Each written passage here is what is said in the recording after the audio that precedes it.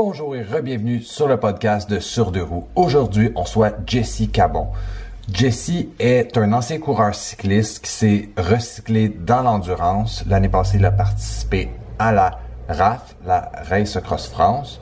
Et il s'est aussi lancé dans le coaching cette année. Avec lui, on va parler endurance, coaching, spécialement pour ceux qui n'ont pas nécessairement beaucoup de temps pour s'entraîner et faire du gros volume. Ça se peut que le nom de Jesse vous sonne une cloche, c'est parce qu'il a un podcast qui s'appelle On jase vélo. Si vous n'avez jamais écouté et que vous aimez la formule sur deux roues, je vous invite à aller l'écouter. Personnellement, j'adore. Avant d'aller plus loin, je vous rappelle qu'on est disponible sur Spotify, Apple Podcasts, Google Podcasts, Amazon Podcasts, bref, toutes les plateformes. Je vous invite fortement à vous abonner, nous donner 5 étoiles et partager le podcast si possible. D'épisode en épisode, on a de plus en plus d'auditeurs et ça me fait très chaud au cœur. Alors, merci beaucoup. La saison hiver 2024 est en train de prendre forme. On va avoir quelques séries sur des sujets qui vous intéressent. Alors, ne manquez pas ça, abonnez-vous. Sans plus tarder, allons parler à Jesse.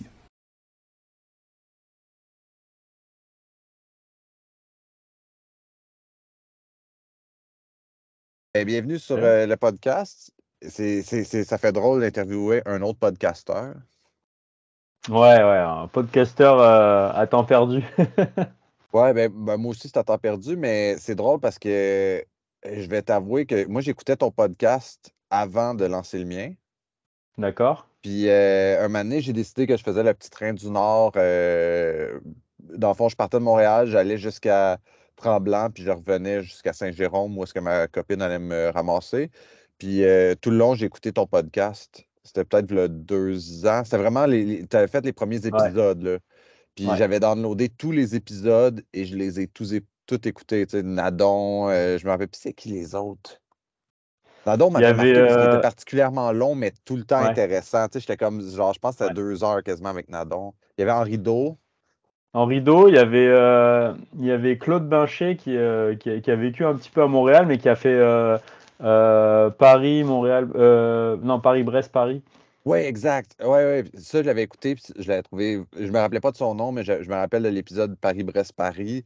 Non, c'est ça, c'était vraiment intéressant. Puis, ben, c'est ça. Puis, ça comblait le temps, là, parce que des fois, seul sur un vélo, spécialement sur le petit train du Nord, c'est le même décor pendant pratiquement 200 Ouais. km.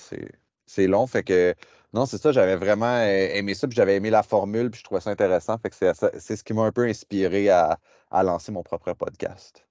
Ah bah moi j'ai pas beaucoup d'auditeurs, mais j'ai inspiré quelques personnes, donc c'est bien. Ben Qui ouais, puis c'est ce qui compte s'intéressent. ultimement. Ouais, non, c'est ça, ouais. Donc, moi, je vise pas, c'est ça, je vise pas non plus d'avoir beaucoup de personnes, mais au moins, si je touche quelques personnes et que ça peut aider, inspirer et tout, je pense que c'est mission gagnée, là. Moi aussi, je cherche un petit peu toutes les sortes de podcasts de vélo et je suis bien curieux d'en écouter des nouveaux, là. J'adore ça. Oui, puis je trouve, tu sais, là, on parle de créateur à créateur, mais je trouve que c'est difficile de trouver. Tu sais, il y a 2 types de contenu, là, selon moi, présentement. Il y a un peu le contenu vieillissant, là, tu sais, des personnes qui ont toujours fait le même type de contenu. Ouais, Puis je n'aimerais pas de médias, mais tu sais, c'est comme ils reprennent d'année en année le blueprint, puis ils refont le ouais, contenu, puis d'un autre côté, tu as tous les GCN de ce monde qui sont très. Qui essaient juste d'aller chercher l'algorithme. Puis je ouais, trouvais que ce que j'aimais, moi, du podcast, puis ce qui m'a inspiré de ton podcast, c'était vraiment que tu faisais qu'est-ce que tu aimais. Fait que, tu sais, ça venait me rejoindre parce que c'était pas dans ouais. le GCN mouvement, Mm, euh, c'était pas juste voici 3 trucs pour que tu puisses mieux tuner ton dérailleur. Tu sais, des affaires vraiment précises. Tu avais vraiment comme des ouais. histoires à raconter derrière. Fait que c'était. Ouais, c'est sûr. C'est sûr que moi, niveau matériel, c'est pas la personne qui va parler le plus de ça. C'est pas quelque chose qui me tient particulièrement à cœur. Je te dirais sur le podcast, je me cherche encore et en fait, j'en écoute tellement avec des formules différentes et je trouve que c'est pas mon métier là. Je fais ça par loisir et c'est difficile de faire des interviews avec des personnes. Très difficile. J'ai essayé aussi avec mon partenaire David, où on essaie de se faire une routine à faire un podcast régulièrement, c'est pas évident. Et tu vois, en ce moment, je trouve ça bien facile et c'est ce que je suis en train de lancer et je vais essayer de me lancer une routine là-dessus, c'est faire des podcasts hebdomadaires où je vais juste parler du processus d'entraînement semaine par semaine, quelle réflexion j'ai à chaque semaine sur l'entraînement et comment je peux donner ces conseils-là aux cyclistes. Je pense qu'ils se posent la même question, notamment là, avec la reprise du vélo en début de saison. Comment je planifie ma saison, comment je commence ma saison, est-ce que je me mets des objectifs, est-ce que je commence à m'entraîner comme un malade ou pas. Et voilà, mais j'aimerais faire un petit peu de tout, mais évidemment, le temps me manque. Hein. J'ai une vie professionnelle, j'aime ça faire du vélo plus que faire des podcasts. Et puis aussi, bah, j'ai la famille, les enfants, etc. Donc, faut réussir à jongler tout ça, mais j'aime vraiment le podcast et je prends du plaisir à le faire. Ah, fantastique. Puis, ben dans le fond, pour les auditeurs qui ne te connaîtraient pas, est-ce que tu peux nous dire, te présenter rapidement? Ouais, bien sûr. Donc, bah, moi, c'est Jesse, donc un grand passionné de vélo. Je pense que la particularité que les gens me diraient, c'est que bah, je suis vraiment un passionné de vélo. C'est ce qui a guidé ma vie depuis tout petit. J'ai commencé à l'âge de 7 ans. J'ai commencé par le BMX Race, après j'ai fait de la route. En fait, j'ai fait du vélo de montagne, vraiment, c'est le vélo de montagne que j'ai fait le plus dans ma vie, parce que moi j'habitais dans les Alpes à Annecy, donc un spot magnifique pour faire du vélo de montagne. Et j'ai fait ça toute ma vie, que ce soit pas mal de cross-country. J'ai fait bah, aussi de l'enduro, de la descente, mais vraiment le cross-country en compétition avec des niveaux nationaux. International, un peu trop dur. Hein. Moi, j'étais avec les meilleurs Français qu'on a encore actuellement. Et je peux te dire, même quand je faisais une course régionale, quand je finissais cinquième, j'étais le plus heureux du monde. C'est comme si j'avais gagné. Donc vraiment, j'ai fait toutes ces pratiques-là. Et après, je suis allé vers la route où bah, j'étais en division nationale en France. Donc très bon niveau, très difficile aussi, un des meilleurs niveaux amateurs. Mais voilà, j'ai toujours fait ça, toutes les pratiques, cyclocross aussi. Ça fait 10 ans que j'habite au Canada, à Montréal, et j'ai découvert bah, les critériums façon nord-américaine que j'ai vraiment trippé. Le gravel bike qui a aussi vraiment pris son envol les 10 dernières années, notamment en Amérique du Nord, fortement et bien avant l'Europe, même si l'Europe a pas mal pris le pli aussi. Et vélo d'hiver que je fais actuellement, donc je commute. Vraiment, maintenant, le vélo, ça fait partie de mon lifestyle. Donc, je me détermine comme un passionné de vélo. J'ai tout fait en vélo. J'ai fait toutes les pratiques à tous les âges différents. Donc, en étant enfant, adolescent, étudiant et maintenant père de famille. Donc, vraiment à toutes les étapes. Et à côté de ça, moi, j'aime ça le sport de plein air. Donc, bah, je viens des Alpes. Donc, j'ai toujours fait du ski alpin, beaucoup. Et puis bah, tout ce qui est attrait à des sports extérieurs. J'ai fait plusieurs marathons, courses à pied.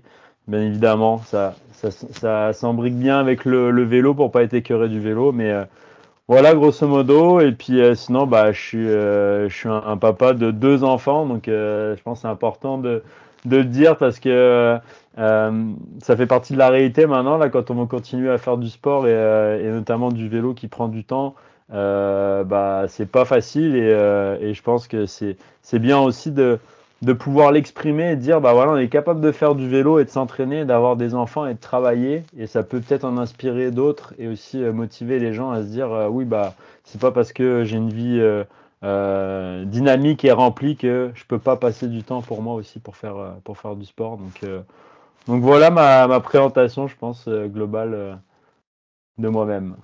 Oui, puis c'est drôle parce que tu sais, toi, maintenant, tu as une offre de coaching, puis on pourra en parler plus tard, mais ça Ouais. fait, je pense, 4 podcasts que je dis on peut s'entraîner euh, plus intelligemment de nos jours. Tu sais, avant, c'était on doit faire 20 000 bornes par année pour être bon, Ouais. puis aujourd'hui, on peut aller avec plus de qualité que de quantité, puis atteindre les mêmes sommets. Ouais, exactement. C'est en plein ça, ouais. Donc, ouais, pour le coaching, c'est ça. Moi, j'essaye. On va en parler peut-être un petit peu plus tard, mais Mhm. l'idée, c'est vraiment de d'imbriquer bien la vie active par rapport à la vie sportive et Mhm. vraiment bien la condenser ensemble. Où j'ai l'impression un peu dans le marché actuellement là, du coaching et aussi de la manière dont on doit s'entraîner. Ça reste toujours inspiré des professionnels. On veut faire la même chose, mais faut se dire qu'on est des amateurs et que nous, on vit pas pour ça. On se lève pas le matin pour aller s'entraîner pour préparer un objectif. On a une vie active et il faut réussir à concilier les deux. Et j'ai l'impression qu'il faut trouver le juste milieu entre les deux et pas prendre pour acquis que si ça marche pour les meilleurs, pour être le meilleur, ça marche aussi pour nous. Mhm. Non, c'est 100% vrai. Puis je pense qu'en 2023, tu sais, en plus, tu as, une vie active déjà, puis tu étais déjà, je dirais, tu faisais des courses, etc. Mais Mhm. tu as pris une tangente ultra-cyclisme, c'est ça? Exactement. Donc oui, en fait, ça fait longtemps que je me posais la question de faire de l'ultracyclisme et tout. Ça m'interrogeait, mais évidemment, comme tout le monde, je pense que c'est la distance, les dénivelés invraisemblables et tout qui faisaient peur. Mais en même temps, je pense que il y en a beaucoup qui le vivent au quotidien. Je roule pas assez ou je m'entraîne pas assez par rapport à mes envies. Donc je suis un peu frustré au quotidien de me dire j'aimerais ça rouler 10 heures, 15 heures par semaine et puis avoir le temps d'aller faire des grosses rides les fins de semaine, mais c'est pas le cas.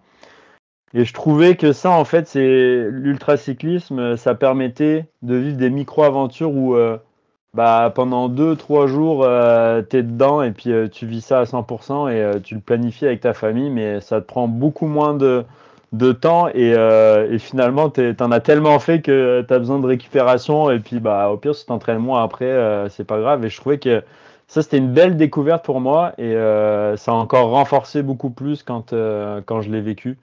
Donc, ouais, c'était une belle découverte. Donc, en fait, pour l'anecdote, je voulais m'inscrire. En fait, mon but ultime, c'était de faire le Tour Divide.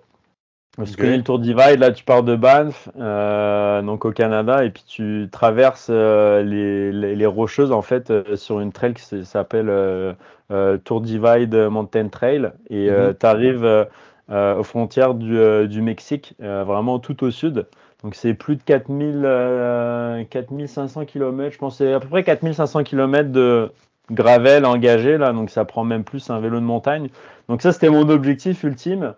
Et étant français et puis attaché aussi à mon pays, il y avait une belle course qui s'appelle la Race Cross France. Et je me dis, ce serait pas mal pour commencer de faire ça, de traverser la France en moins de 10 jours. Et en fait, je me suis inscrit à ma première course de cyclisme ultra-distance, avec la Race Cross France, 2500 km. Donc j'ai commencé direct par le truc le plus difficile, mais au moins, il fallait que je me prépare comme il faut avant. Donc c'était une grosse année 2023 de préparation qui a commencé en réalité un an avant, là, en 2022, où je me suis préparé fortement sur cet objectif.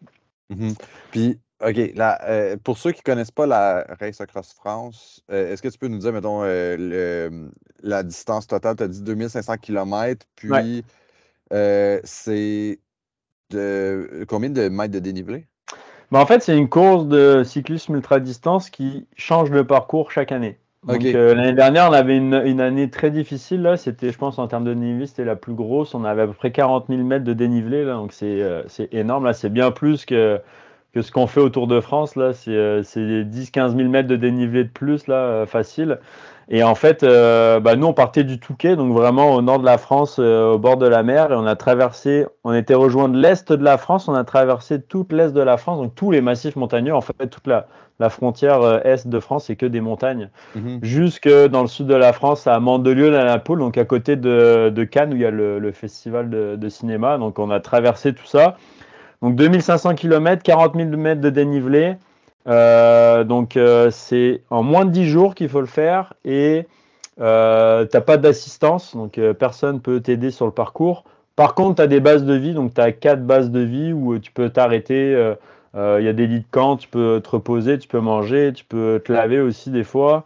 Et puis, et aussi, tu peux avoir 2 drop bags pendant le parcours, donc qui peut te permettre d'avoir quelques petites, des petits vêtements, des choses Mhm. pour te dépanner entre la course. Donc voilà, et je trouvais que c'était une belle course parce que, évidemment, là, tu traverses un pays mythique avec des routes mythiques du Tour de France à tous les cols inimaginables, hein, et c'était pour moi, c'était un bel objectif et puis ouais, une belle première course pour commencer dans l'ultra là.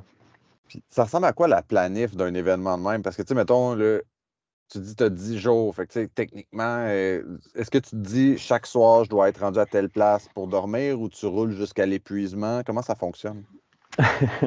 Bah moi en fait avec mon âme de compétiteur là, j'ai toujours fait du vélo en compétition, bah, c'était évidemment de donner le meilleur de moi-même puis voir où est-ce que mon corps était capable de faire. Donc après tu as différentes stratégies, il y en a oui, ils planifiaient leur journée, ils disaient bah moi je roule que 2 jours et puis le soir bah il y en a qui pouvaient prendre des hôtels ou ils prévoyaient s'arrêter à telle heure, partir à telle heure. Moi c'était vraiment faire le plus rapidement possible. Alors comment je me suis planifié pour ça? Bah évidemment, c'est se connaître soi-même et c'est ça qui est difficile quand tu fais beaucoup de compétitions, c'est avoir l'humilité de se dire bon bah tu rouleras pas à 30 km/h ou à 35 là. Tu vas avoir des moments difficiles, il va falloir jongler avec ça et pas partir trop vite. Donc il y avait une épreuve, enfin pas une épreuve qualificative, mais pour te qualifier à cette course-là, il fallait avoir fait une course d'ultra-distance de 1000 km avant ou une grosse sortie de 1000 km de vélo en bikepacking. Donc moi, j'avais jamais fait ça, hein. Mon plus long que j'avais fait, c'était Montréal-Québec sur du plat, 300 km, that's it. Donc je me suis dit, bon, bah, va falloir que je me fasse quelque chose. Et en fait, mon objectif, c'était de faire le Tour du lac Ontario, donc, qui fait 1300 km. Donc je suis parti de chez moi à Terrebonne, Tour du lac Ontario jusqu'à Niagara Falls, l'endroit le plus loin, et revenir chez moi.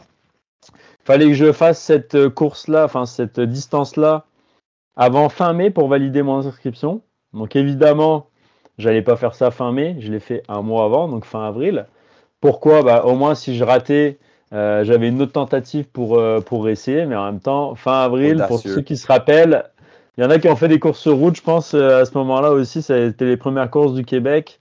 C'était des trompes d'eau, des températures très froides et beaucoup de vent. Donc ben, je me suis lancé quand même.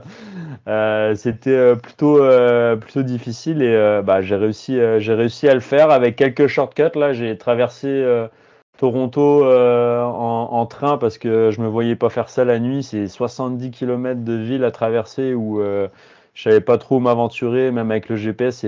On peut perdre beaucoup de temps. Et vu que je travaillais le mardi matin, ben, je voyais que j'étais short au niveau du temps et j'ai fait un shortcut aussi de à peu près une centaine de kilomètres en prenant un autobus. Donc, ce qui m'a fait une sortie de 1100 km. Donc, c'était parfait. J'étais qualifié pour faire ma course. Et voilà. Donc, ça, c'était mon gros objectif pour me donner confiance avant la Race Cross France. Mais en fait, au niveau de la planification, c'est là où je dis j'ai une grosse préparation. Je me suis bien préparé pour cette course-là. C'est pas tant d'entraînement. J'ai pas fait beaucoup plus d'heures que d'habitude. J'ai continué à faire mon entraînement habituel, voire même moins, parce que quand je me suis fait par exemple un tour du lac Ontario, évidemment, je me mets une récup derrière et elle est un petit peu plus longue que quand on fait une course classique où il y a quasiment pas de récupération. Mais c'est vraiment de la visualisation mentale, te dire bah, qu'est-ce que je vais affronter, me dire bah, je vais me taper des journées à faire beaucoup de dénivelé, je vais manquer de sommeil, donc jouer avec le sommeil, etc. Donc ça a été vraiment du travail mental qui a été très important et aussi tout le temps planifier le matériel. Moi évidemment je voulais aller le plus rapidement possible, il y avait beaucoup de dénivelé, donc je voulais être le plus léger possible, donc mon objectif c'était optimiser mon matériel pour être le plus léger en ayant l'essentiel, en sachant qu'en bikepacking, souvent tu portes tes peurs. Donc si tu es très chargé, c'est que tu as plein de craintes et tu vas avoir 5 lumières, je sais pas combien de couches pour telle et telle météo. Moi, j'ai réussi à avoir le plus petit possible où en fait, au début, j'avais beaucoup de bagages et au fur et à mesure que je roulais avec mes vélos, que je me suis fait des entraînements un peu plus de soir, quand il fait froid, etc. Quand j'ai fait mon tour du lac Ontario, finalement, j'ai allégé de plus en plus. Et j'ai fini avec une sacoche à l'arrière qui faisait juste 6 litres, où j'avais principalement mes vêtements, mes différentes couches. J'avais une sacoche au milieu du cadre, vraiment petite, où j'avais juste de l'alimentation, de l'électronique, et puis mon passeport, mes papiers, etc. Et puis une petite sacoche en avant avec de quoi réparer. Mais j'avais vraiment le strict minimum, donc je me suis bien préparé au niveau du matériel comme ça. Après, tester l'éclairage, parce que pareil, rouler de nuit et tout, pour être vraiment confiant à rouler la nuit, qu'est-ce que tu vas essayer comme éclairage, l'autonomie, savoir dealer avec, etc. Donc ça, j'ai réussi à le trouver avec des lumières avant-arrière qui ont une très bonne autonomie, pas nécessairement les plus puissantes, mais qui peuvent éclairer vraiment longtemps. Et après, une bonne lampe frontale aussi qui va me permettre de surtout bien éclairer dans les descentes de col, là où est-ce que ça va un peu vite et que tu as besoin de voir partout.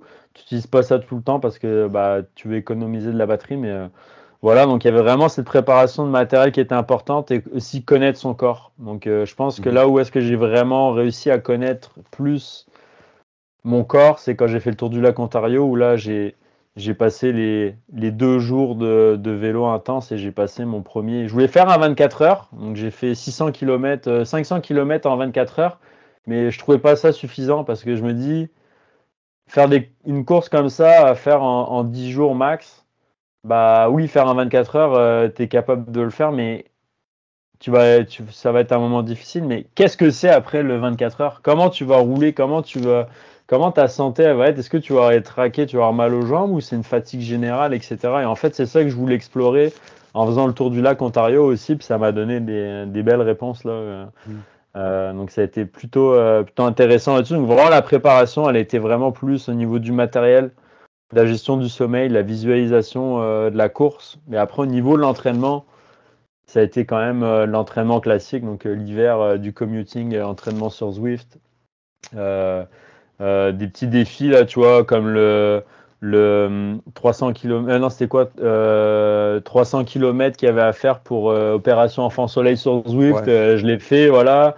Avant ça, j'avais commuté pour aller, j'avais fait ça dans un magasin, j'avais commuté avant, donc ça m'a fait une sortie de 400 km dans la journée. Voilà, des petits défis comme ça, mais vraiment avec l'entraînement classique. J'étais même prêt à faire des courses sur route pour me donner du rythme.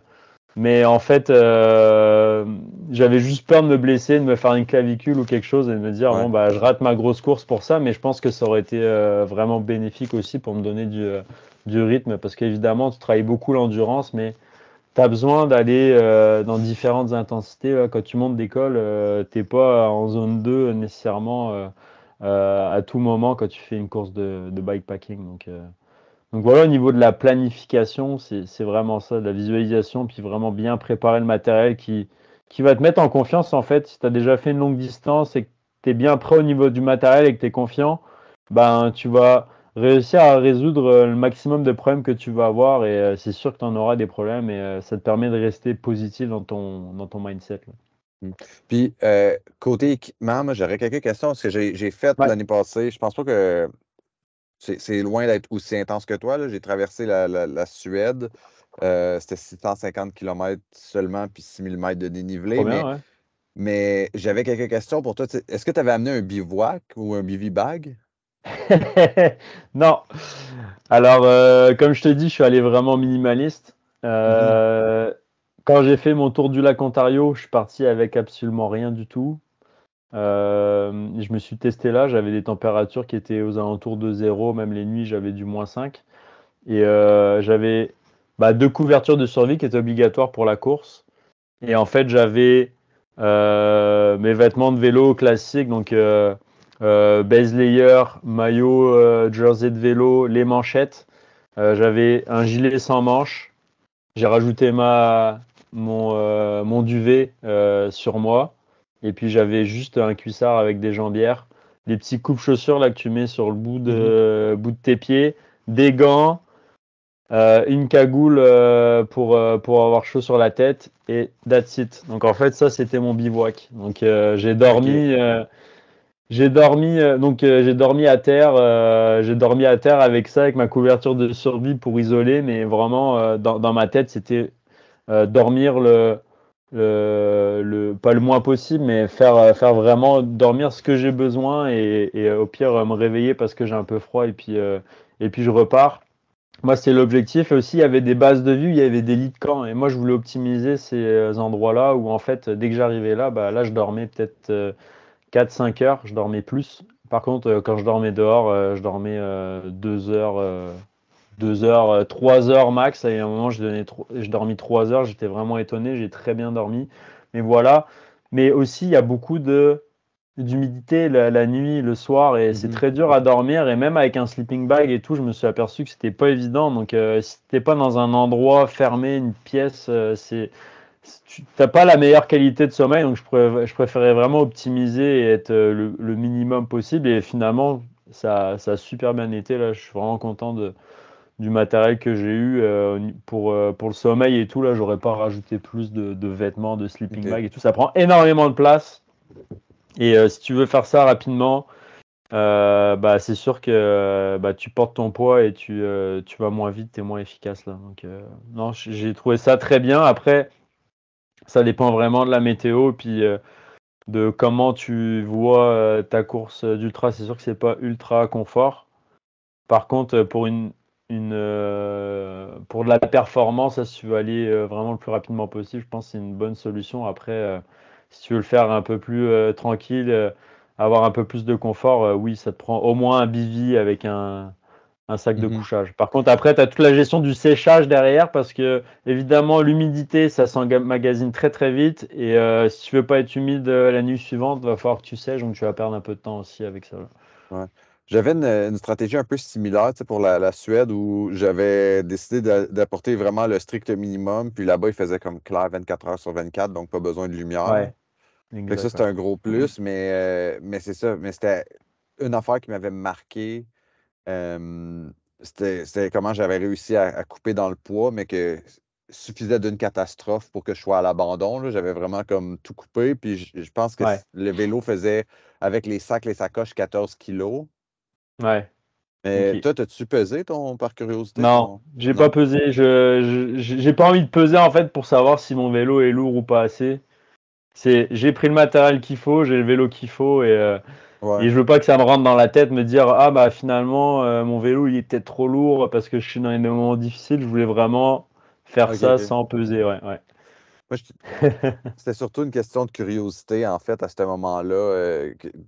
C'est pour ça que je l'avais pesé, mais puis est-ce que justement, tu sais, des fois, tu te dis, là, tu parles, tu sais, d'avoir des regrets pendant, mais est-ce que après ça, tu as eu des regrets dans ta stratégie ou la façon de planifier? C'est pas des regrets, j'ai fait des erreurs, j'ai fait énormément d'erreurs parce que évidemment c'est ma première course d'ultra. Sur une distance qui est pas négligeable et un profil qui est pas négligeable non plus. J'ai fait Mhm. des erreurs, je me suis cherché sur le sommeil. J'ai eu 2 fois des hallucinations parce que j'ai poussé trop loin le manque de sommeil parce que à des moments donnés, j'ai eu l'impression de trop dormir et finalement d'avoir perdu du temps sur la course. Donc après, j'ai fait des longs stretches où j'ai pas dormi, des nuits blanches, etc. Donc c'est assez dur de trouver le ratio entre dormir assez puis rouler assez vite quand tu dois rouler ou pas dormir, rouler plus lentement mais perdre beaucoup de. En fait, tu perds beaucoup de temps aussi. Donc, je me suis beaucoup cherché au niveau du sommeil, je te dirais. C'est là où est-ce que c'était le plus difficile à gérer avec vraiment des up and down. Au niveau de la nutrition, ça a été très bien. J'ai pas ressenti sans problème en termes de nutrition, mais c'est vraiment le sommeil et aussi en fait, c'est parti très très vite. Moi, j'ai levé le pied un peu au début. Je suis pas parti aussi vite que les premiers, même si j'avais les capacités de le faire, parce que c'était vraiment une découverte pour moi. Mais j'ai fait 600 km en 24 heures. Je pense que ma première journée, ça a été, j'ai roulé pendant 30 heures d'affilée. J'ai fait 700 km, je pense à peu près. Et j'étais très fatigué en fait à la fin de cette journée-là. Et je me suis dit, bah, en fait, c'est normal, j'ai poussé.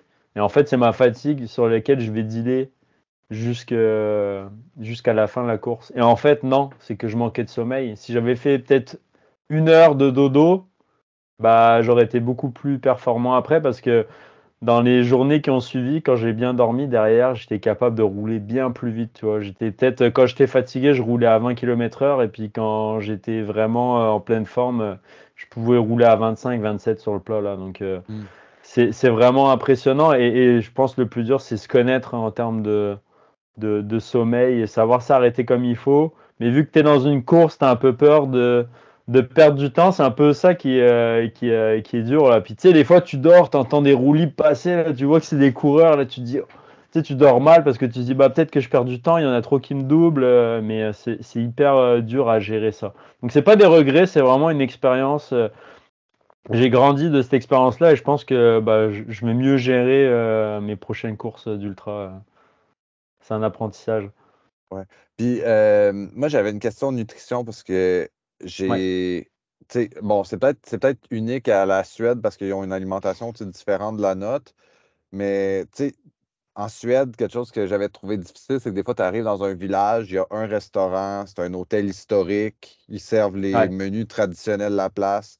Puis, tu sais, j'étais tombé sur un menu que je savais pas lire parce que je parle pas la langue. Puis, je m'étais ramassé avec saumon cuit à froid, puis je pensais que c'était du gravlax, mais c'était comme une espèce de pâte de saumon blanche avec ouais. de la mayonnaise d'œufs de poisson fermenté.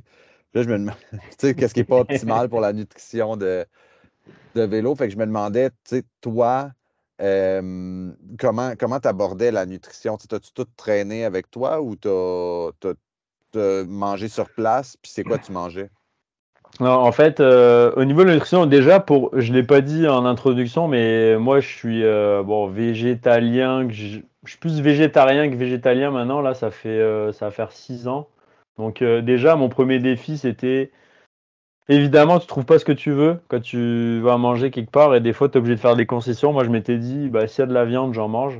Par contre, il fallait que je m'habitue. Je pense que le Tour du lac Ontario, ça m'a bien habitué, parce que quand tu passes aux États-Unis, tu vas au Burger King, au McDo, il n'y a rien de végétarien du tout. Donc, j'ai mangé des steaks et tout. Donc, voir déjà si je digérais bien des trucs que j'avais pas mangé depuis longtemps. Donc voilà, ça c'était déjà ma première crainte et je voyais que je digérais bien et tout, j'ai bien assimilé. Je te dirais que j'allais plus à la calorie, donc tu vois, pour mon tour du lac Ontario aussi, j'allais vraiment à la calorie, donc je me faisais un gros repas, même si après t'es en mode digestion, tu vas peut-être un peu moins vite, mais par contre, ça te donne vraiment de l'énergie par la suite et j'ai une bonne digestion, que ce soit du gras, du sucré, peu importe. Et en fait, comment j'ai fonctionné pour la course? Je m'étais dit, il fallait que je fasse. En fait, la première base de vie, elle était au bout de 1000 km. Donc, je m'étais dit, les premiers 1000 km, là, je roule le plus que je peux. J'essaie d'être le plus autonome en boisson et en nutrition. Donc, j'avais pris beaucoup de barres énergétiques. J'en ai mis beaucoup. J'en ai même mis dans mes drop bags, etc. Donc, j'ai commencé avec ça. Évidemment, j'ai pris des sandwichs à les boulangeries. C'est fantastique en France, là. Donc, Mhm. j'avais un sandwich dans la poche quand j'ai fait le départ de la course avec plein de barres de céréales, etc. J'ai mangé mon sandwich et tout. Le matin, ça fait du bien une boulangerie. Donc, tu arrêtes à une boulangerie, tu bois un café et puis tu prends des petites pâtisseries, ça va bien. Puis en fait, euh, j'arrivais plus à manger les barres. Les barres tendres, là, j'étais plus capable.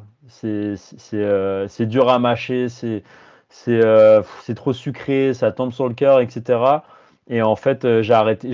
J'en avais même que j'ai gardé, je les ai mis dans mes drug bags. J'ai même pas récupéré ceux qu'il y avait dans mes autres drug bags. Et en fait, j'ai fonctionné vraiment avec les épiceries et les boulangeries. Ma méthode, c'était de m'arrêter le moins possible. Donc moi, je m'arrêtais le matin pour le petit-déj. Je prenais à manger dans mes poches, je me chargeais pour toute la journée, j'étais capable de rouler jusqu'au soir. Donc des fois j'avais 2 sandwichs dans la poche d'avance, j'avais plein d'affaires que je m'achetais, des pâtisseries et tout, mais vraiment de la bouffe solide, vraiment avec beaucoup de calories. Et jusqu'au soir, et le soir je m'arrêtais, je me faisais un bon repas. Donc moi je suis un fan de pizza, je me mangeais une pizza.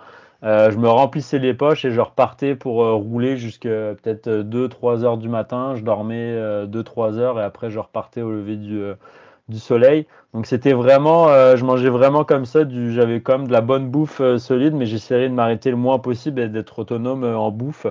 C'était ça. Puis après, au niveau de la boisson, j'avais beaucoup de petites capsules d'électrolytes. Ça, c'est le Mhm. top parce que ça prend pas de place. Au début, j'étais avec de la poudre et tout. J'avais de la poudre pour mes drug bags et tout, pour remplir mes bidons quand je le pouvais. Mais sinon, c'était les pastilles. Quand moi, je mettais de l'eau, je mettais 2 pastilles pour que ce soit bien chargé en électrolytes. Je tournais avec ça et puis sinon, c'était du coke tout le long. Du coke mélangé avec de l'eau quand j'avais plus de pastilles. Là, c'est sucré, il y a de la caféine et tout. Puis je pense que ça a été ma boisson que j'ai bu le plus, mais ça ressemblait vraiment à ça et je prenais vraiment de la bouffe que j'avais, tu vois, les barres de céréales, j'étais pas, ça tombait sur le cœur, puis la marque de barres de céréales que j'ai, là, je peux même plus la manger, là, ça tombe sur le cœur, je peux plus. Là.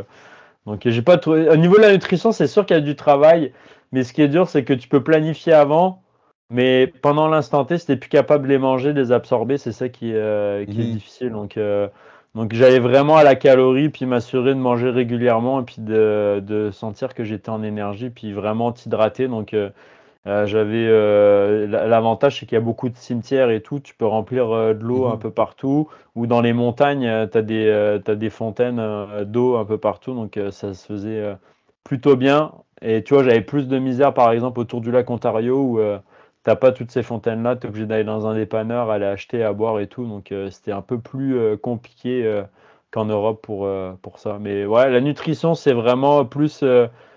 L'idée, c'est au feeling de ce que j'avais envie de manger, avec des trucs le plus de calories possible. Et puis par contre, je me chargeais les poches pour être autonome le plus longtemps possible, en fait. Très cool. Puis, OK. Puis cette expérience-là, dans le fond, t'a amené à développer une stratégie de coaching parce que là, j'ai vu que tu t'étais lancé dans le coaching, puis je voyais que tu disais que c'était basé sur tes expériences. Ouais, en fait, c'est pas nécessairement sur mon expérience d'ultra, mais moi, tu sais, je fais du vélo depuis, comme je te dis, depuis l'âge de 7 ans en compétition. J'ai vécu un petit peu toutes les étapes, donc au niveau de l'expérience, j'ai vécu que tu sois un jeune compétiteur, un père de famille, peu importe, puis dans n'importe quelle discipline, j'ai pratiqué tout ça. Puis moi, tu sais, mon plus grand, là, il va avoir 7 ans. Tu sais, il est vraiment passionné de vélo, puis maintenant j'ai vraiment envie de transmettre et c'est vraiment ce que j'ai envie le plus que de performer moi-même, c'est vraiment transmettre aux autres mes connaissances. Donc, tu vois, j'ai envie de commencer à coacher le monde. C'est pour ça que je propose en ligne là, ceux qui veulent du coaching. Je vais aussi coacher l'année prochaine en vélo de montagne au GPAT, groupe plein air Terrebonne, les jeunes pour le vélo de montagne. Je vais sûrement encadrer aussi cet hiver. Là, la saison a commencé un peu plus tard, mais pour du fat bike. Mais j'ai vraiment envie de partager mon expérience du vélo et des sports d'endurance, hein, parce que c'est pas que le vélo. Hein, tu sais, j'ai quand même fait d'autres sports d'endurance, mais vraiment partager ma passion et vraiment avec une méthode qui est un petit peu différente des autres sur le contenu où voilà, je suis pas nécessairement un gros fan de faire ton entraînement hyper scientifique avec calibrer des wattages, etc. et tout. Je pense qu'il y a beaucoup d'aspects que tu peux améliorer dans le vélo, que ce soit au niveau de la technique du cycliste, avec des choses de base comme le pédalage, au niveau des skills du cycliste, au niveau du mental, comment appréhender, comment bien se nourrir, et sans que ce soit une contrainte en fait d'aller s'entraîner, mais plus un plaisir. Moi, c'est ce qui m'a drivé toute ma vie là en vélo. Là, c'est vraiment de m'entraîner pour le plaisir. Et je suis capable de faire des entraînements beaucoup plus scientifiques, mais je pense que pour le commun des mortels, si on veut s'amuser et progresser en vélo, il y a aussi l'aspect ludique qui est très très important là. Ouais, comme tu disais, on n'est pas des pros, donc faut avoir l'aspect ludique pour garder la passion. Exactement, ouais, parce que tu vois, faire des entraînements hyper cadrés où ok, là, faut que tu sois à tant de temps dans telle zone et tout, etc. Peut-être que dans ta tête, ça va pas, là, tu as une grosse journée au travail, il faut que tu ailles chercher tes enfants après, etc. Ça marche pas, mais comment tu peux combiner ça en faisant que dans ta semaine, tu fasses un entraînement qui correspond à la trajectoire pour atteindre ton objectif. Et si c'est pas précis vraiment comme ça devrait l'être, comme un plan bien classique d'entraîneur cycliste, c'est pas grave. On va réussir quand même et on va mesurer les progressions et puis on va être prêt le jour J. Et c'est ça qui est un peu que j'ai envie d'amener ça parce que maintenant il y a beaucoup avec les réseaux sociaux, ce travail, etc., il y a beaucoup de comparaisons sur les performances, etc. Mais moi, j'aimerais apporter ce truc un peu plus ludique où te compare pas, Focus-toi sur ton objectif, on va prendre du plaisir et en bout de ligne, bah, si tu es prêt le jour J et que tu as accompli ton objectif, bah voilà, c'est mission accomplie pour tous, quoi. OK. Puis là, je suis présentement sur ta plateforme Ouais. Nolio. Puis là, je vois que dans le fond, il y a un premier rendez-vous qui est offert, puis c'est un rendez-vous téléphonique. Qu'est-ce qui se passe dans ce rendez-vous Ouais. téléphonique-là? Bah, déjà, en fait, tu vois, quand tu vas sur la page, ça reste un programme classique. Tu as différents forfaits, tu as des plans mensuels qui sont un peu plus suivis, d'autres un peu moins, dépendamment du tarif. Il n'y a rien qui se démarque par rapport aux autres parce que c'est la base du coaching. Par contre, bah, bien évidemment, moi j'ai mis le premier rendez-vous offert. Donc en fait, l'idée déjà, pour s'entraîner, je veux pas faire du quantitatif, mais vraiment du qualitatif et vraiment connaître la personne. Donc tu vois, moi un premier rendez-vous, c'est à peu près 30 minutes. Un rendez-vous, déjà, c'est faire connaissance avec la personne pour que le feeling passe parce que ça reste que du coaching, c'est une relation entre deux personnes et il faut que ça accroche et que la personne ait envie aussi que je la coach. Ensuite, c'est voir le passé sportif. Connaître, le plus important, c'est connaître le mode de vie de la personne. C'est quoi par rapport à tes contraintes? Parce que souvent, on est bien motivé, on va aller voir un coach, je veux faire tel objectif, je veux donner mon maximum et tout, mais en bout de ligne, si tu as des contraintes et que tu peux pas, c'est un peu difficile de jongler avec tout ça, bah, l'idée c'est que moi je m'adapte à toi, mais que je puisse connaître. Donc, bah, c'est quoi tes disponibilités réelles, pas ce que tu aimerais, mais tes disponibilités réelles par rapport à ta nutrition, où est-ce que tu en es, au niveau de ton sommeil, etc., au niveau de ton travail. Il y en a, ils travaillent en construction, on va pas leur demander de faire 10-15 heures de vélo parce que ils ont besoin aussi de récupérer de leur travail. Par contre, quelqu'un qui est en bureau, on va essayer de faire en sorte peut-être même de bouger un peu plus pour éviter d'avoir cette sédentarité-là et pas nécessairement seulement sur un vélo. Et ensuite, bah, pour moi, le plus important, c'est déterminer l'objectif le plus smart possible, donc qui soit réaliste et aussi qui donne envie. Parce qu'en fait, si tu veux atteindre un objectif, bah, il faut qu'il y ait quelque chose qui te donne envie et que tu fasses quelque chose pour toi et pas pour nécessairement les autres ou peu importe. C'est vraiment quelque chose qui te parle, qui va te faire lever le matin pour aller t'entraîner. Et après, on va pouvoir planifier tout ça au niveau du temps, du volume qu'on va donner, au niveau des exercices qu'on va faire et vraiment combiner par rapport à la personne. Comme je dis, il faut vraiment s'adapter au type de personne. On a des jeunes qui vont avoir plus de temps, qui sont chez leurs parents, qui vont investir du temps là-dedans, qui sont aux études, qui vont avoir du temps pour s'entraîner. Là, on peut faire quelque chose de hyper cadré, hyper scientifique, etc. Puis après, bah, quelqu'un qui a une vie qui est beaucoup plus active, qui prend du temps, on va essayer de combiner le maximum et pas nécessairement juste avec du vélo, mais faire en sorte que bah, la marche que tu fais ou que tu fais pas, mais qu'il faudrait que tu fasses pour bouger un peu plus dans ta journée, on va la faire. Quand tu fais des choses, des activités avec tes enfants, oui, quand tu vas aller faire un commuting de 10 km et que tu vas aller chercher ton enfant à l'école, bah, ça compte. Si tu mets un capteur de puissance sur ton vélo de commuting, tu peux te rendre compte que tu es souvent au-dessus des 200 watts quand tu pousses sur ton vélo.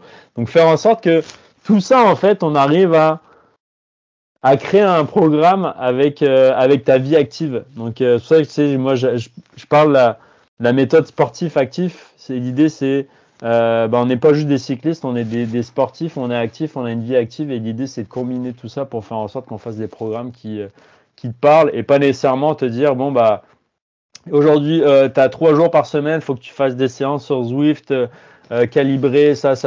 Puis c'est une contrainte parce que tu dois coucher tes enfants, tu dois dire à ta femme que tu vas aller t'entraîner, mais finalement tu passes pas du temps avec. Vraiment essayer de faire en sorte que ça fonctionne. Tu vois, moi, par exemple, le temps que j'ai trouvé pour m'entraîner, c'est le commuting. J'ai laissé mon auto, on a une voiture familiale. J'ai pas le temps de m'entraîner, moi, la semaine. J'ai pas le temps de rentrer le soir à 18h et dire ah bah là je vais aller m'entraîner pendant 1 heure sur Zwift. Non, je veux passer du temps avec ma famille, je veux passer du temps de qualité, pouvoir les endormir, etc. Donc du coup bah moi c'est mon commuting, mon entraînement. Et dans mon commuting, bah j'ai comme des programmes d'entraînement que je me fais, tu vois. Et des fois c'est juste ça et on peut être performant juste en commutant et pas nécessairement en se faisant que des courses sur Zwift ou des entraînements scientifiques. Donc vraiment l'idée c'est d'adapter l'entraînement par rapport à la personne et que ce soit le plus ludique possible et que ce soit un plaisir et que ce soit pas une contrainte. Moi, combien de fois, moi, j'ai vécu ça ou beaucoup de cyclistes ont vécu ça, dire ah, aujourd'hui, il faut que je m'entraîne, il faut que je me fasse une séance. Puis tu sais, tu appréhendes la séance comme tu as peur de la faire parce que tu sais qu'elle va être difficile. Bah, l'idée, c'est que tu aies envie, que tu sois motivé pour le faire. Donc vraiment, c'est ça que je vise sur mon coaching et m'adapter par rapport à la pratique. Donc, tu sais, j'ai fait du cyclocross, j'en fais toujours, du gravel, du fat bike, du vélo de montagne, du vélo de route, d'ultra distance. J'ai fait des marathons, des 10 km, des demi-marathons. Donc, je suis vraiment capable de guider sur ces différents sports-là et à tout âge parce que j'ai vécu à peu près ces expériences-là dans à peu près toutes les âges. Donc voilà, c'est ça. Pourquoi je vais faire du coaching, c'est vraiment transmettre mes connaissances, là. Non, mais c'est vraiment intéressant parce que j'avais jamais pensé au fait que, effectivement, tu sais, le commuting, ça rentre dans la forme générale. Puis si, moi, mettons, tu mets les efforts au bon moment, si tu peux. Pour être bien honnête, avec la pandémie, tu sais, j'avais complètement arrêté de commuter. J'ai recommencé cette année parce qu'il faut que je sois au bureau Ouais. comme aujourd'hui. Puis la réalité, c'est que j'avais effectivement, tu sais, il y a des années que j'avais une super belle forme, mais pas beaucoup de kilomètres, Mm. juste parce que mon ancien travail était à 10 kilomètres de la maison, par exemple. Et Fait je que vais ça te fait donner 20 un kilomètres exemple. par jour. Je vais te donner un exemple concret. Tu vois, la dernière fois que j'ai fait les mardis cyclistes de la Chine, c'était en 2017. Je venais d'avoir mon enfant. Voilà, ma priorité, c'était passer du temps avec mon enfant. J'ai fait ma meilleure saison. Je finis 11e au général. J'ai fait nombreux top 10 dans cette course-là. Je finis l'année, je pense, j'ai fait à peine, je pense, j'ai fait à peine 8000 km. Alors que, bon, les gars qui sont dans les top 10, top 20 de cette course-là, ils roulent quand même pas mal. Mon entraînement, c'était faire du commuting, rouler avec mon enfant dans le porte-bébé à l'arrière les fins de semaine. Je pense que j'ai dû faire 2 sorties de 100 km dans l'année. Et voilà. Et mon entraînement, ça se résumait à ça. Et j'ai quand même réussi à être performant au mardi cycliste de la Chine. Bon, après, j'ai un passif de cycliste, je me connais, etc. Mais j'étais pas le plus affûté, j'étais pas le plus entraîné. Par contre, j'essaie d'optimiser mes entraînements avec mon enfant et en allant au travail. Et finalement, tu vois, j'ai réussi. Et l'année d'avant, j'avais pas d'enfant et puis je m'étais entraîné beaucoup plus et puis j'avais des résultats qui étaient sensiblement pareils. Donc j'ai réussi à vraiment garder mon niveau de forme avec la contrainte que j'avais. Et je pense que ça, c'est un bel exemple, tu vois, de dire, voilà, bah, tu peux commuter et puis rouler avec ton enfant et puis être performant le jour J quand tu dois faire des compétitions, un objectif, un défi, peu importe, juste améliorer sa forme. On peut toujours l'améliorer avec le temps qu'on a. Ça, je pense, c'est un bel exemple concret. Ouais. Ouais, c'est exactement ce qu'on se disait plutôt, tu sais, de travailler plus intelligemment, mais en qualité et non en quantité. Ouais, exactement, ouais, ouais. Donc c'est sûr que veut pas le volume, la quantité, elle est importante et elle est clé à la progression, mais malheureusement, si tu peux pas faire avec ça, bah va falloir trouver des stratagèmes Mhm. pour faire autre chose. Après, ça dépend aussi du type de course que tu veux faire. C'est un critérium, c'est des courses de 1 heure, c'est quand même assez court, donc c'est sûr que ça te prend beaucoup moins de volume, mais il y a quand même des stratégies pour aller chercher plus de volume sans que ça prenne du temps pour ta famille et puis ta vie perso et professionnelle. Donc, ouais. Fantastique. Ben, je pense que ça fait le tour de toutes les questions que j'avais pour toi aujourd'hui. Si jamais les gens veulent te retrouver parce qu'ils ont aimé l'entrevue, où on peut te retrouver? Ouais, bien sûr, bah, je vais t'envoyer mes liens, tu pourras les mettre là dans le podcast, mais bah, principalement mon Instagram, là où je communique pas mal sur mes aventures à vélo, si vous voulez voir, ou aussi bah, par rapport au coaching, etc. Vous allez avoir toutes les informations là-dessus. Je te partagerai aussi le lien de la course que j'ai fait en France, et Ouais. puis voilà, donc ouais. Ouais, puis pour les gens qui vont aller sur ton Instagram, tu sais, je vois qu'il y a un Linktree justement avec Ouais. ton podcast, tes services de coaching, tes aventures sur YouTube et je suggère fortement la série de Reels. Moi, j'avais beaucoup aimé ta série de Reels sur la Race Across France. Ouais, c'est ça. Pendant un mois, j'avais fait des Reels pendant 30 jours, je pense, où je mettais des vidéos étape par étape de mes 7 jours de course. Là, ouais. Non, c'était une très bonne série. Moi, j'avais vraiment. Je les ai toutes regardées. Merci, super. Bon, ben, un gros merci pour ton temps. Puis, ben, on se recroise sûrement sous peu. Sait-on jamais. On finit toujours par se recroiser quelque part. Merci pour l'invitation et puis bah on se reparle, on se revoit bientôt et puis bah bonne préparation de la saison sinon et puis have fun. Merci beaucoup toi aussi. Bye bye, bonne journée.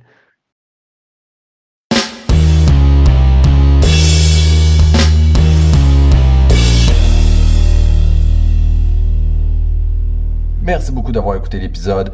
C'est toujours un plaisir de vous avoir parmi nous. Je vous rappelle que vous pouvez toujours vous abonner pour être certain de ne manquer aucun épisode.